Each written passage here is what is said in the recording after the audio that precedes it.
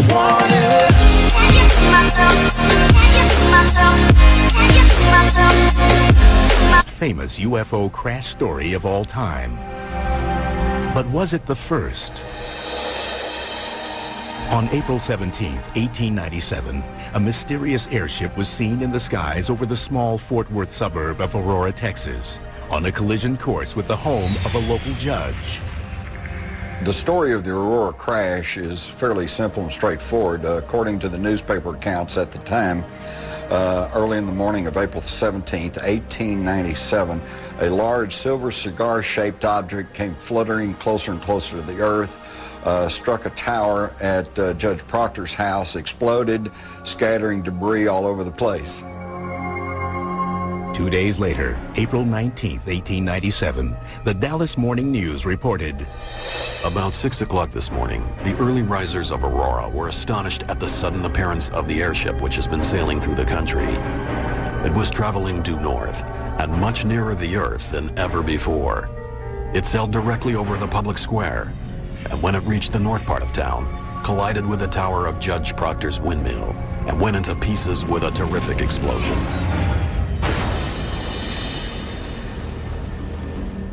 Scattering debris over several acres of ground, wrecking the windmill and water tank, and destroying the judge's flower garden. According to the local legend, many of Aurora's residents raced to Judge J.S. Proctor's farm to help in any way they could. What they found was beyond comprehension. The Dallas Morning News reported that someone or something was in the craft.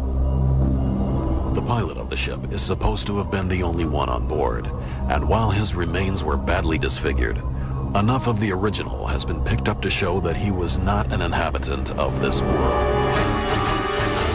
Mr. T.J. Weems, the United States Army Signal Services officer at this place and an authority on astronomy, gives it as his opinion that the pilot was a native of the planet Mars.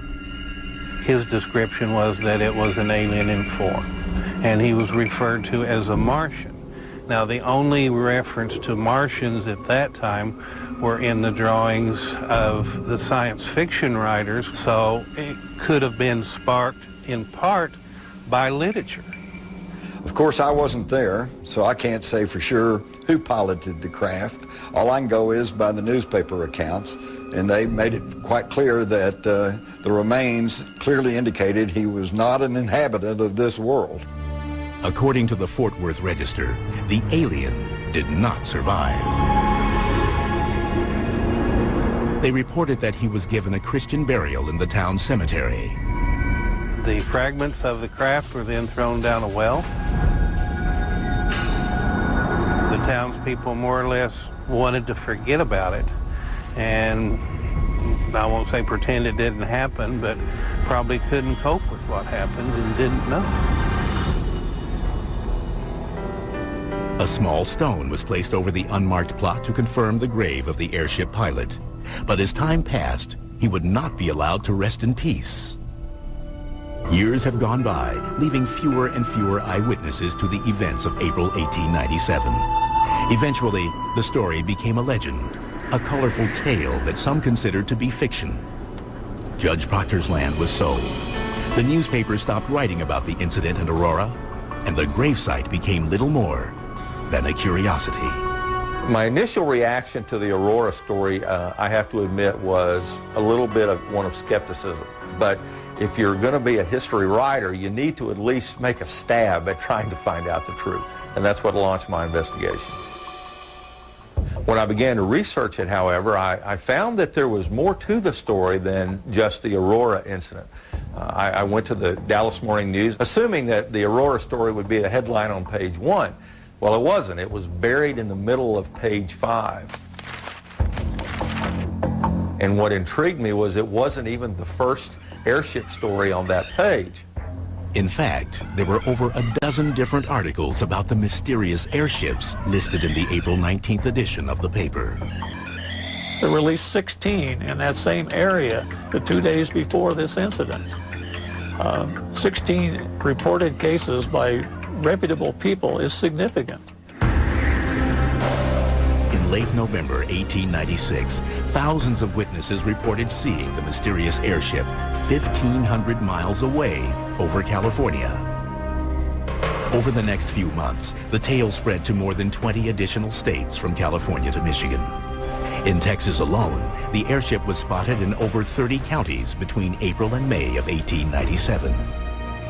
For those 2 months in 1897, literally hundreds of Texans saw something in the night air over Texas. They described it as cigar-shaped. Some people said it had lights. Some people said it didn't. Some said it could go 200, 150, 300 miles an hour. It could do things that airships today can barely do. Top speed at that time was about 35 to 40 miles an hour by train.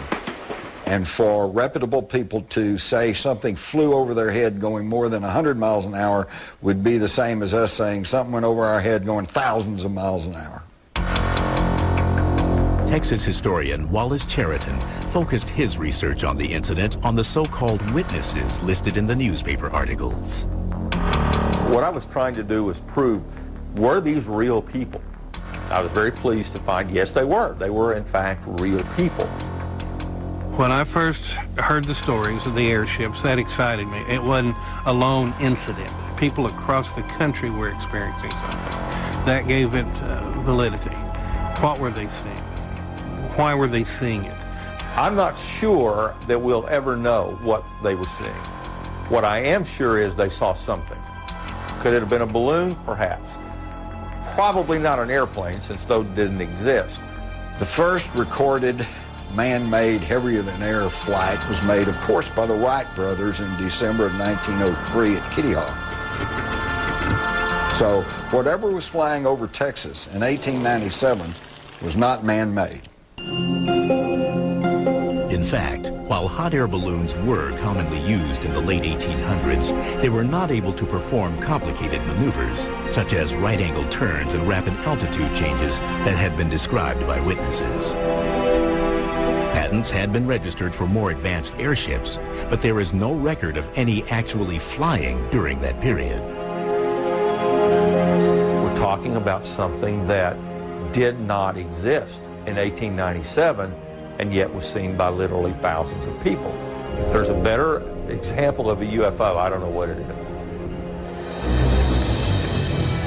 is. Soon after the Aurora crash was reported, the sightings ended. Suddenly, there were questions. Were these sightings real, or were they all part of a gigantic hoax? If you subtract out the known hoaxes, if you forget about them, what you're left with are hundreds of sightings by just common, everyday people that had absolutely no motive other than the fact, I saw something and I want to report it. Over the years, we investigate hundreds, thousands of UFO reports. They're seen, they land, and they fly away.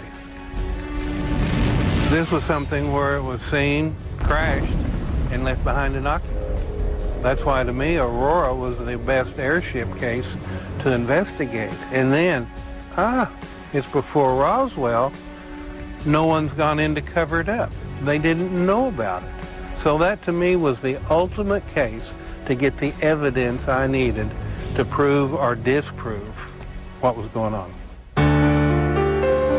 Coming up, the investigation focuses on the alien on board. We sent a letter and asked permission to exhume the body.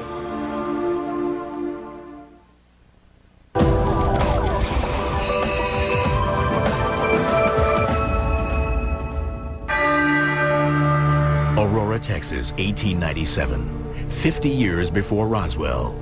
Newspapers reported a major crash and a dead spaceman buried in the Aurora Cemetery. But as time went by, the story was lost. Then, 70 years later, it resurfaced. Well, in 1973, Bill Case started writing articles for the Dallas Morning News, and that spread over the countryside. The interest jumped because, again, somebody was resurrecting the old Aurora crash in 1897. The legend was reborn. ufologists across the country scrambled to uncover the truth behind the possible alien graveyard. Hayden Hughes, the founder of the International UFO Bureau, was among the first to arrive in Aurora. Aurora was the outstanding case to me because of the crash of one of the airships for study and for the remains of a pilot to be studied or exhumed if he was buried. Aurora was different. There was a body, a supposed alien body. There's very few retrievable corpses or bodies associated with UFOs, but none that can be documented as well as the Aurora case. My belief in what the occupant pilot was what it was said, that it was the pilot of what the craft was. His description was that it was an alien in form. It was small in stature, which would confirm the type of creatures that are seen most frequently aboard UFOs. They are small in stature, childlike in size. The body, the crash site, the remnants of the airship. To Hughes, these had to be either the real thing or a hoax, and it was worth investigating. As to what to expect when we came to Aurora that first time, I was quite surprised that it wasn't as big as I visualized it to be. Coming into town, where was it? Well, we just went through it. There's the cemetery, okay? There's the hill, the windmills over this way. There's some houses down this way are businesses. That was the extent of it. Another surprise, Hughes's reception by the residents of Aurora. It appeared that they had no interest in solving the mystery. One time you talked, the people were open. The next time, they were not. We were allowed in the cemetery on some occasions. On some occasions, we were barred and could not go in the cemetery. So the emotional level of the town kind of told me they wanted no involvement with it. I had gone from extreme excitement and the possibility of what we could get to a frustration in that it was like the town was against us from the beginning. Then Hughes and other UFO researchers in Aurora had a breakthrough, the discovery of first-hand accounts of the crash. The witnesses were less than perfect. Some memories had faded, others were incomplete, and eyewitnesses were now in their 80s. Ufologist Jim Marrs was among the first to interview the residents. In 1973, I interviewed 3 people who were alive at the time. One, Robbie Hansen, said it was a hoax, but then by her own story, she was not a direct witness, had no direct knowledge of it. Her father was told about it, he laughed, thought it was a hoax, and that stuck in her mind. But then, Marrs discovered 2 witnesses who contradicted Hansen and offered first-hand accounts of the actual crash. There's Mary Evans, who did recall that something crashed. Her parents went to look at the wreckage but would not let her go. So we have kind of an indirect witness there who says it did happen. And then we've got Charlie Stevens, who is a 10-year-old boy, was out doing the chores and actually told me he saw the thing go over and said it was trailing smoke and it seemed to be in trouble. He saw it disappear towards Aurora, heard the explosion, saw smoke going up. He wanted to go up and see what had happened, but his father, this old farmer in 1897, said, "No, son, we have to finish the chores." And he said his father went up into town the next day and came back and told him about all the wreckage that was lying around. So the preponderance of the eyewitness testimony leans towards something happened. In addition to eyewitness accounts, researchers located one man who added a new twist to the investigation. Aurora resident Brawley Oates, who suffered from an extreme case of rheumatoid arthritis, believed his debilitating health condition was somehow connected to the Aurora legend. Brawley Oates lived at the site of the crash. I believe he moved there in 1945. And when he moved there, he had the well cleaned out because it had all this metal stuff and debris down in it. And he needed to use it for water. Oates believes that the water in that well that he and his family drank for about 12 years affected their health drastically. In fact, he developed some of the worst arthritis conditions in his hands and other things that anybody has seen. I don't see how a person could survive or could walk or could function in any way. And basically it was, they would either swell up so big that they would burst. And at times probably bigger than golf balls on your fingers. And he claimed that it was from maybe the water from the well that they used. That's the way he told it. Brawley Oates told me that it was because of radiation from the well where people had thrown pieces of this Aurora spaceship. But in sealing off the well on his property, Oates also sealed crucial evidence to the mystery inside. For researchers, the scientific evidence to support their case was becoming increasingly difficult to find. We can't go on legends. We need scientific proof that you could take any court of law and prove that this event actually took place, as our investigation disclosed. In 1973, investigators set out to the crash site and the graveyard. They hoped to find any evidence that could have survived the 75 years since the crash. Coming up, mysterious metal samples baffled the experts. It's just a marvelous thing to have a piece of something you believe really could have come from a spaceship.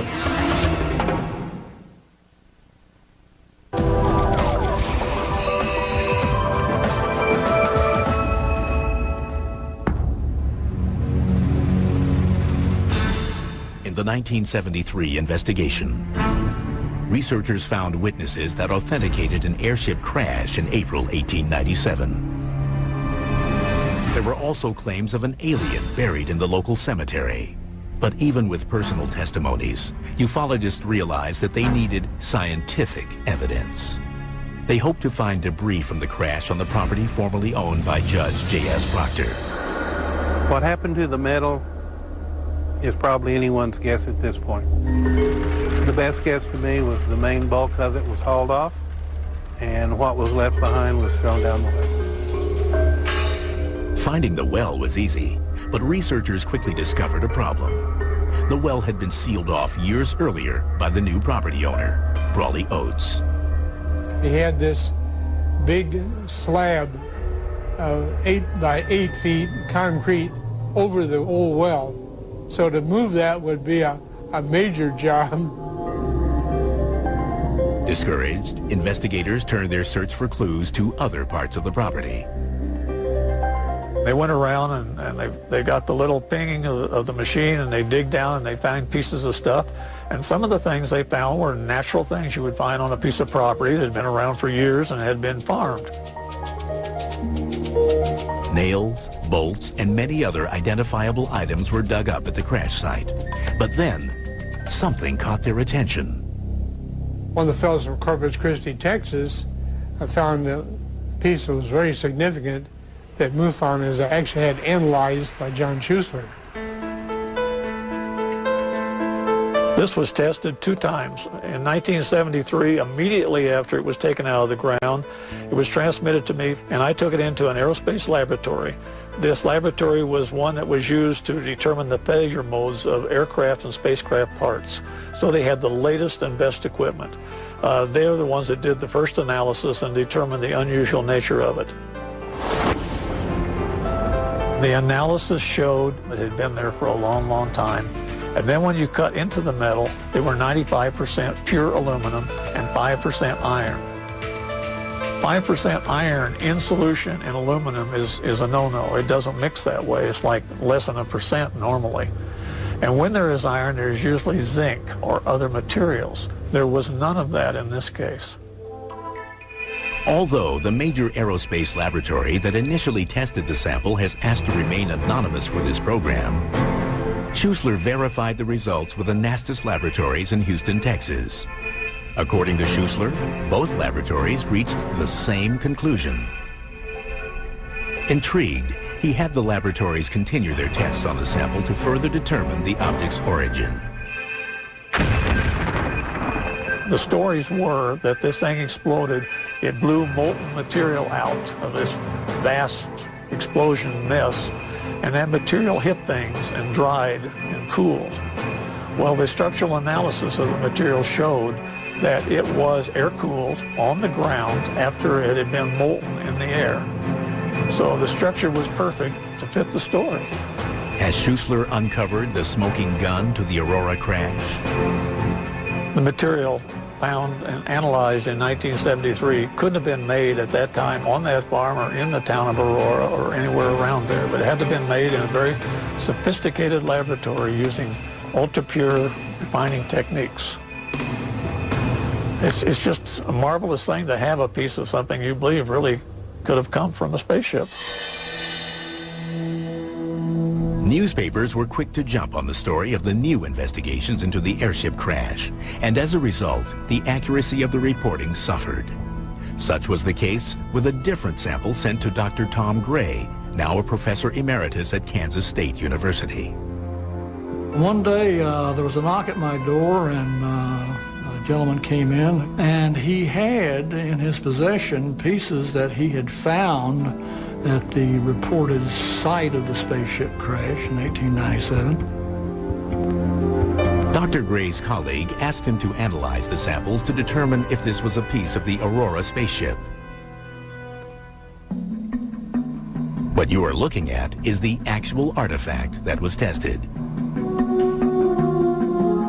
I showed this piece to my father-in-law a few days after I had done the analysis, and his first comment to me was, where did you get that water pump impeller?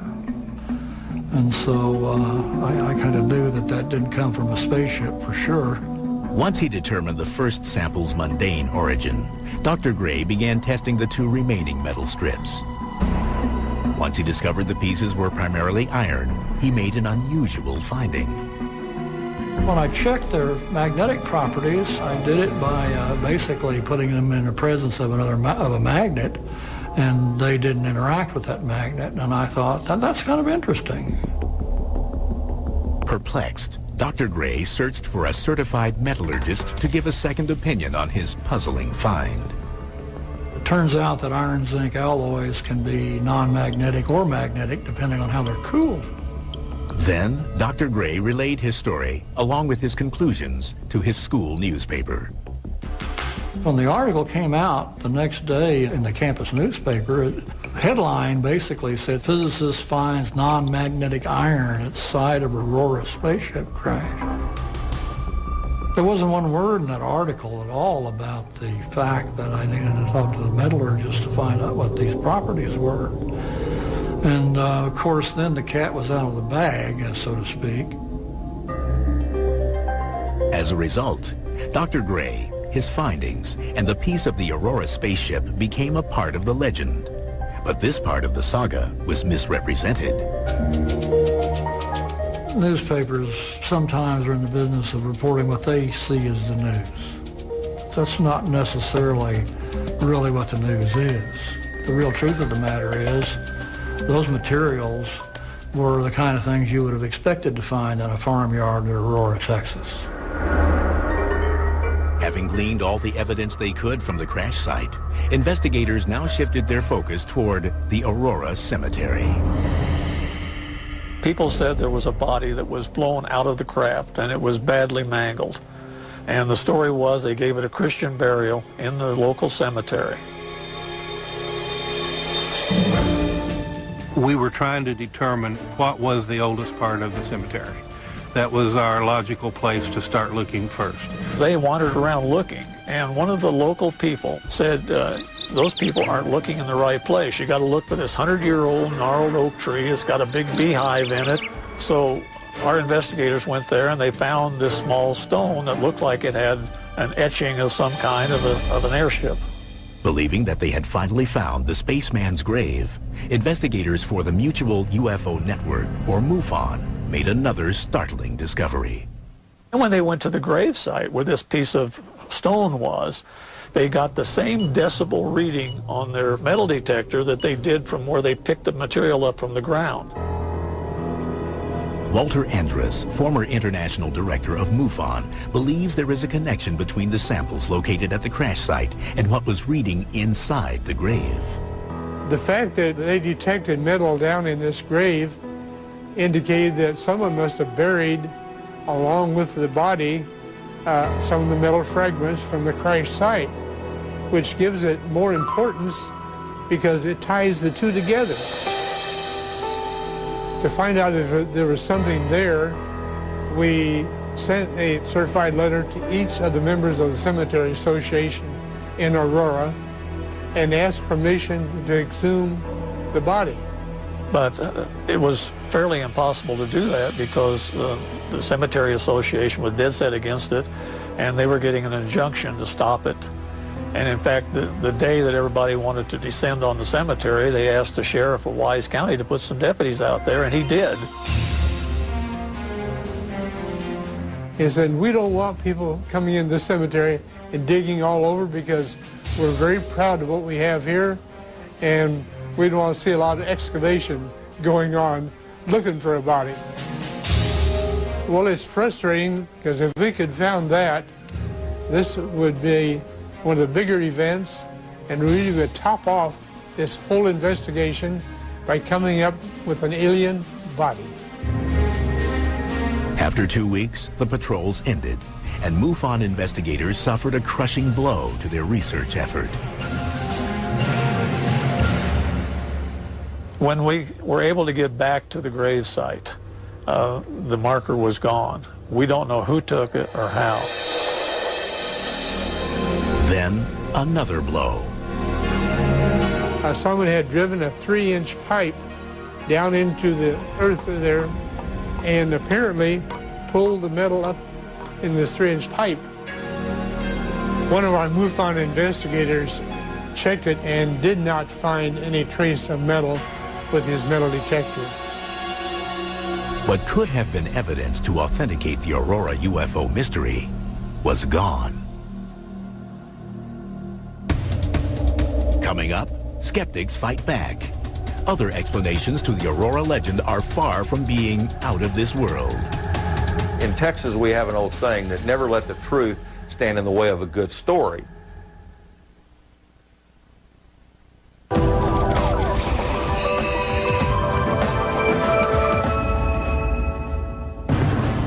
Was this really Texas's Roswell? That's what investigators in 1973 hoped to find out. But like the Roswell story in 1947, the Aurora, Texas legend grew larger and the story more twisted as each day passed.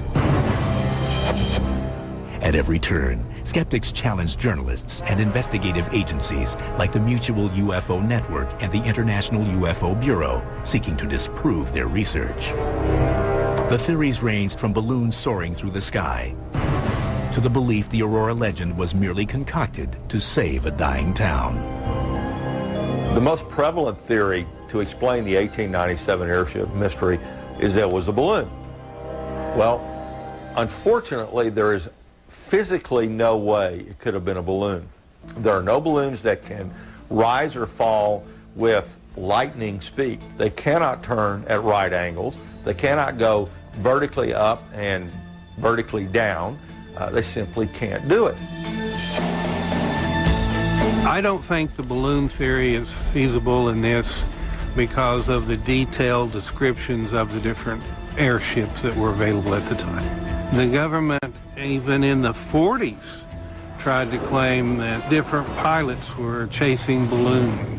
Even the famous Roswell crash was a high-altitude balloon that had actually crashed. So the balloon theory has been there a long time.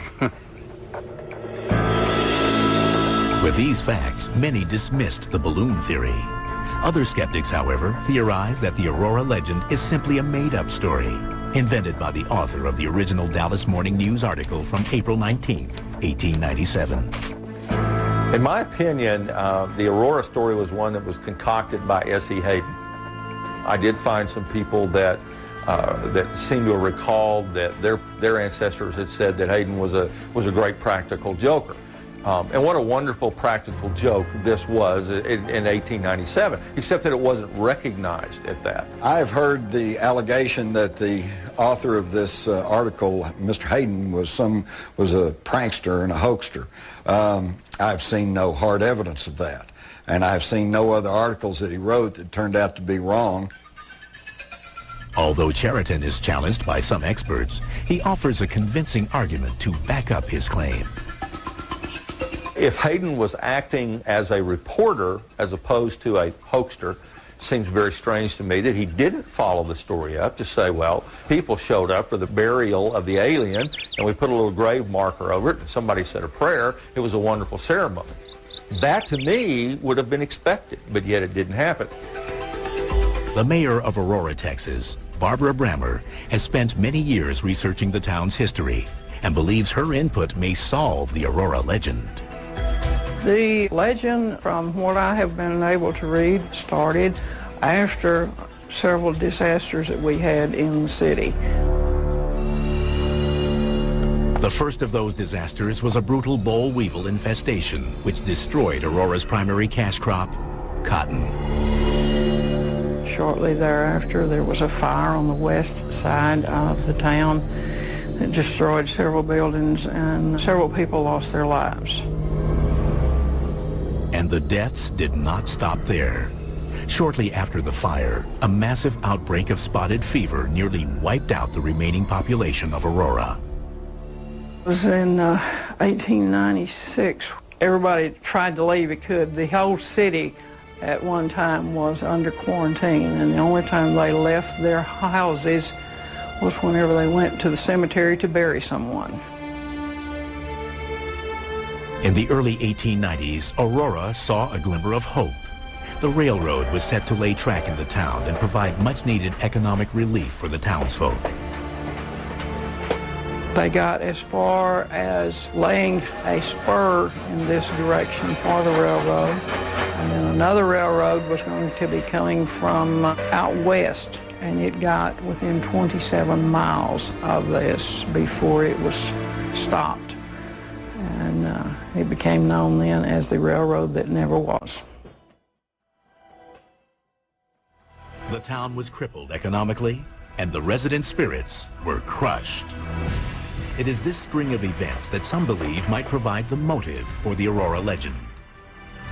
Aurora definitely needed the railroad to save everything that it had going for it at that time.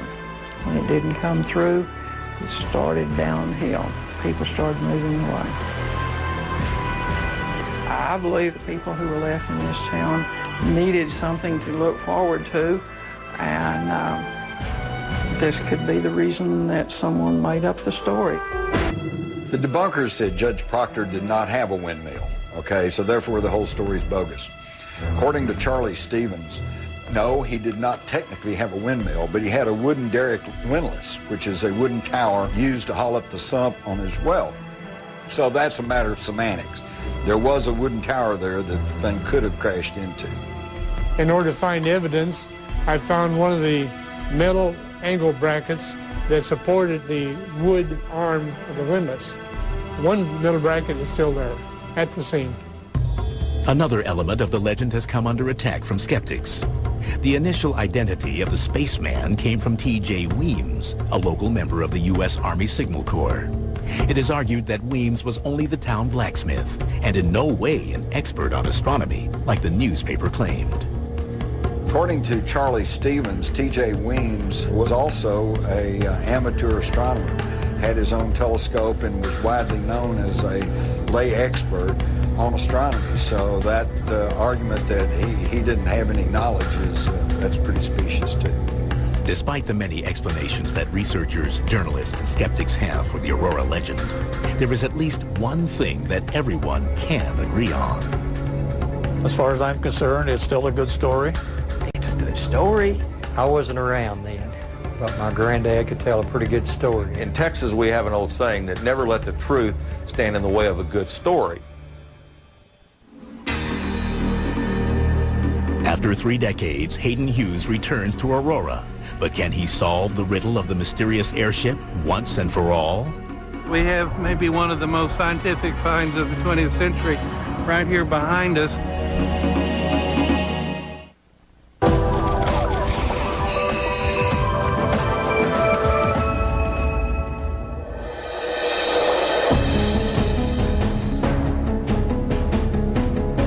It has been more than 100 years since the quiet of Aurora, Texas was allegedly shattered by the crash of a mysterious airship. Like the incident in Roswell, New Mexico, that supposedly took place in 1947, the truth may never be known. But to some ufologists, this case from 1897 may be the key to solving the whole UFO phenomena once and for all. The significance of the Aurora encounter was that there was a body left to be studied, and that there were hundreds of sightings of the same description over the central United States during that time. We see what happened at Roswell, we see what happened at some other sightings, but this one held the answer, and because it was before modern day censorship, that's a key. It's still there. No one went in to cover it up.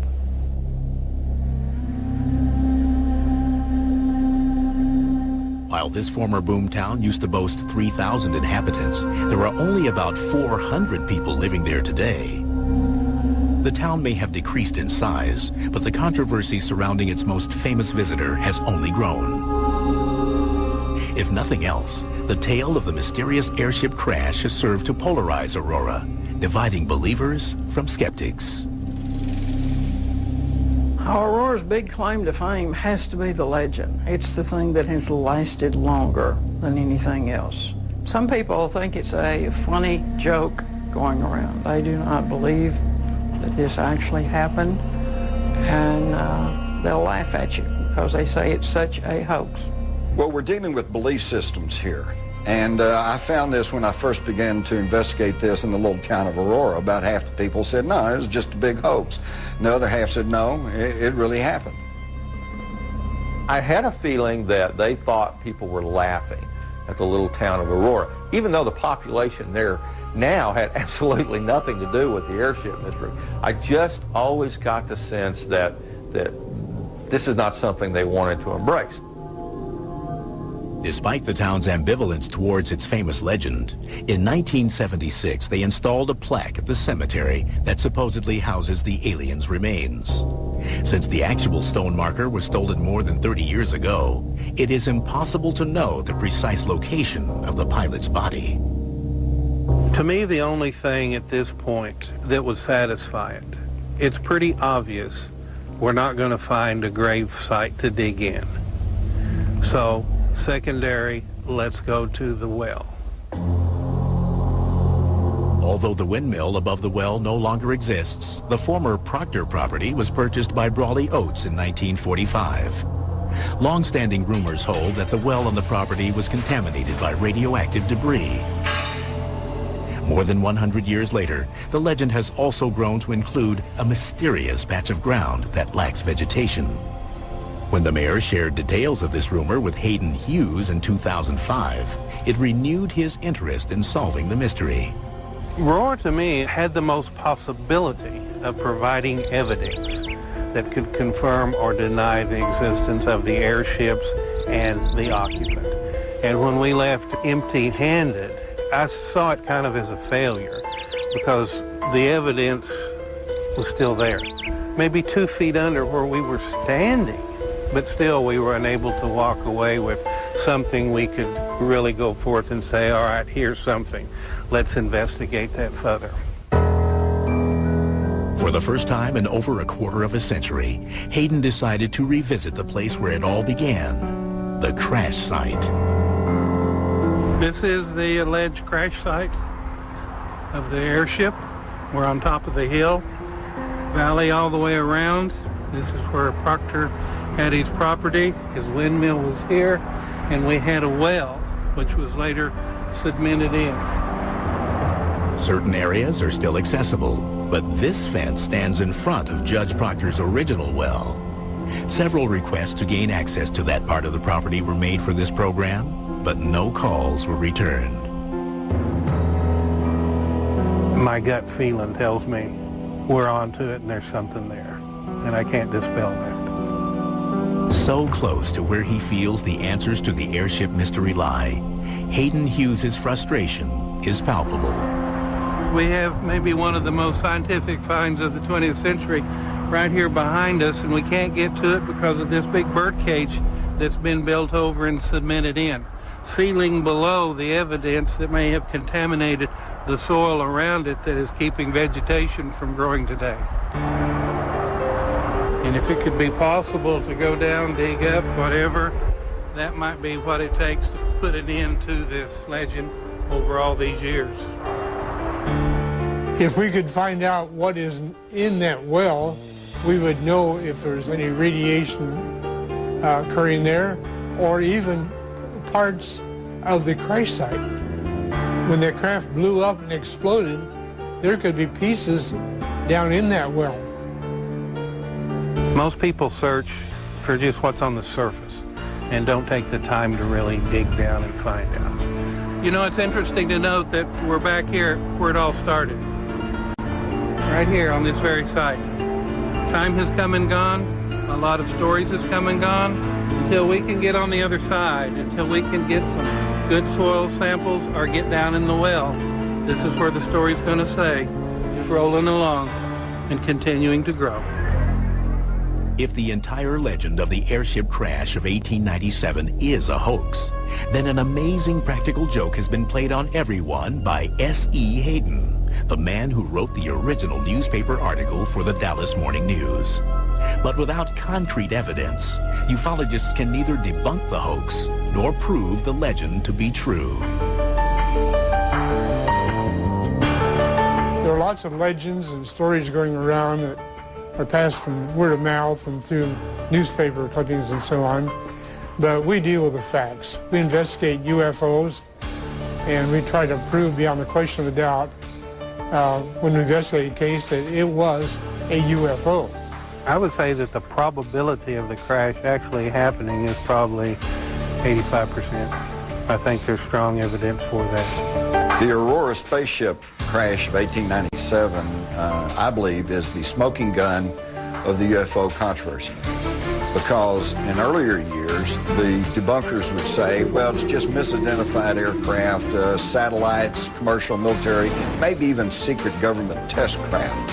Well, I often thought, wouldn't it be great if we had a well-documented instance of a UFO before any of that was in the air? And we do, with the Aurora, Texas crash of 1897. We are fairly sure there was a crash at that site. I mean, all the physical evidence, all the stories about the people that were available at the time all go together and they all fit. It's not a mistaken identity and it's not a tall tale.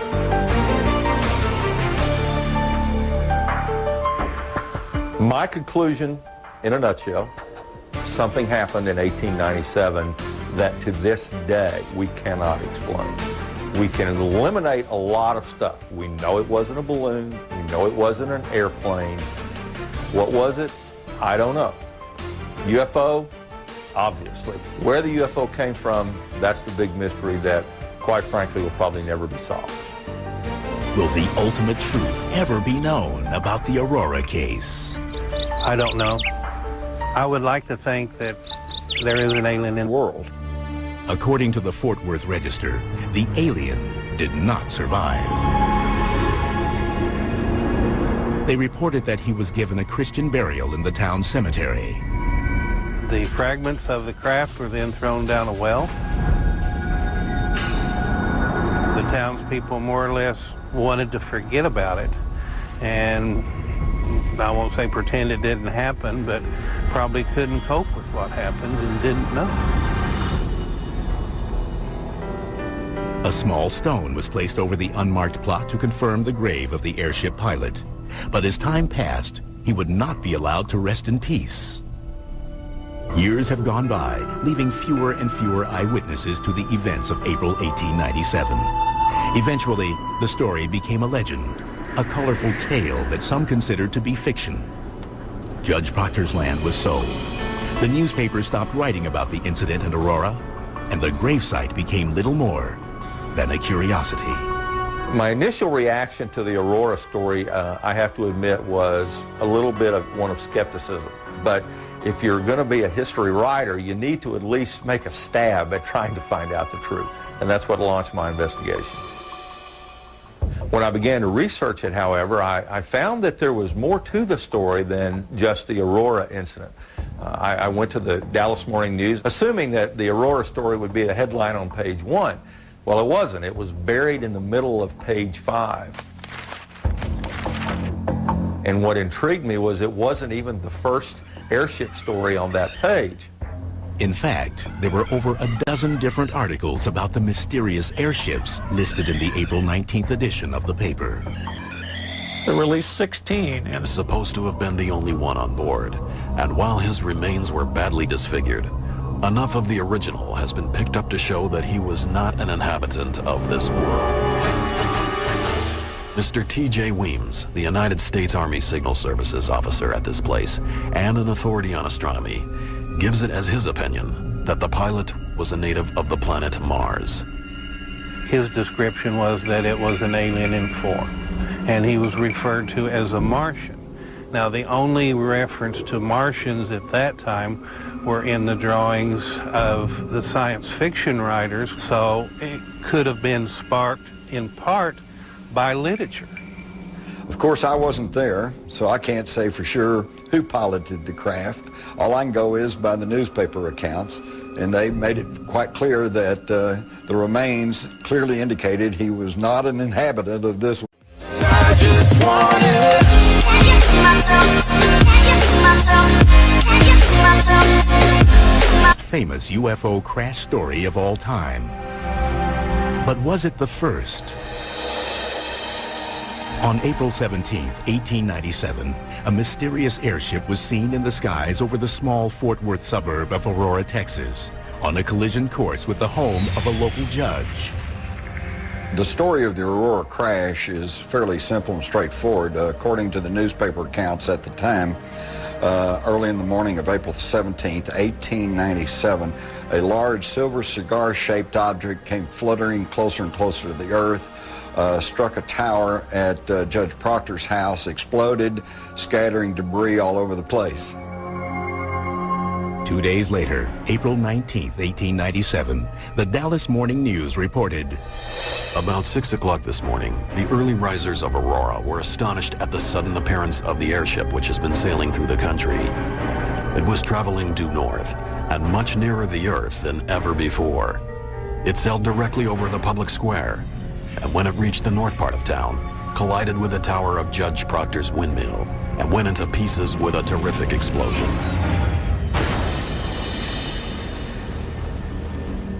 Scattering debris over several acres of ground, wrecking the windmill and water tank, and destroying the judge's flower garden. According to the local legend, many of Aurora's residents raced to Judge J.S. Proctor's farm to help in any way they could. What they found was beyond comprehension. The Dallas Morning News reported that someone or something was in the craft. The pilot of the ship